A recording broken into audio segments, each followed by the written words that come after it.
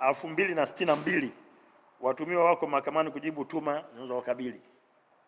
Vile vile Jeshi la Polisi mkoa wa Tabora limepata mafanikio mahakamani ambapo jumla ya watumiwa 6 waliofikishwa mahakamani wapatikana na hatia ya kifungo mbalimbali kama ifuatavyo. Mahakama Kuu Kanda ya Tabora tarehe 13 mwezi wa 7 mwaka 2026, watumiwa 4 ambao walikuwa wanakabiliwa na kosa la mauaji kwa kukusudia wameweza kupatikana na hatia ya kifungo cha kunyongwa mpaka kufa. Watumiwa hao ni Majuto Lutema ana umri wa miaka 32, Sida Mayeka ana umri wa miaka 47, Kulwa Masunga Senga miaka 44 na Idi Ramadhani miaka 35. Ni wakazi wa wilaya ya Sikonge mkoa wa Tabora, walitiwa hatiani kosa la mauaji ya kukusudia na kuhukumiwa kunyongwa hadi kufa. Mahakama Kuu Kanda ya Tabora vile vile mnamo tarehe 19 mwezi wa 6 vile vile ilimtia hatiani mtu anaitwa Musa Malko miaka 28, mkazi wa Ushirombo wilaya ya Kahama mkoa wa Tabora, alitiwa hatiani kwa kosa la mauaji ya kukusudia na kuhukumiwa kunyongwa hadi kufa. Mahakama Kuu Kanda ya Tabora tarehe 17 mwezi wa 6 vile vile ilimtia hatiani mtuhumiwa Chandieli Fidel miaka 36, mkazi wa kijiji cha Mkola wilaya ya Ulambo, alitiwa hatiani kosa la mauaji ya kukusudia na kuhukumiwa kunyongwa hadi kufa. Hizo zote jitihada mbalimbali za kuhakikisha kwamba mkoa wa Tabora unakuwa salama na tunapambana na uhalifu mkubwa, hasa matukio ya mauaji ambayo watu huchukulia sheria mkononi.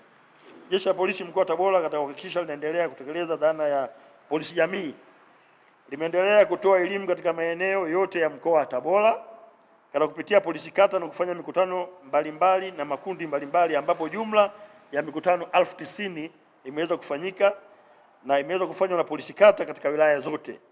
Kupitia elimu hiyo vimeundwa vikundi vya ulinzi shirikishi zaidi ya 100 na kupewa elimu namna ya kutekeleza majukumu yao yenye tija kwa jamii ili kupunguza uhalifu katika mkoa wa Tabora.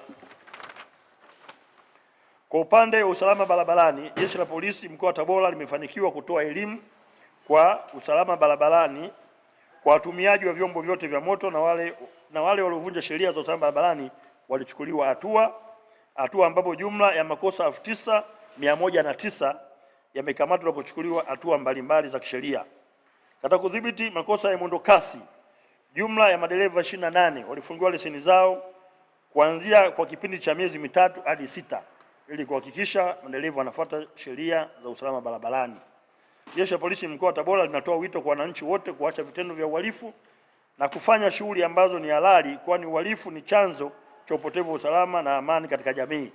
Pia linatoa onyo kali kwa yoyote alitasita kuchukua hatua za kisheria mtu yoyote anayejihusisha na uhalifu na biashara haramu za madawa kulevya, uvunjifu wa sheria na usalama barabarani na vitendo vingine vyote vinavyokiuka sheria ya nchi hii.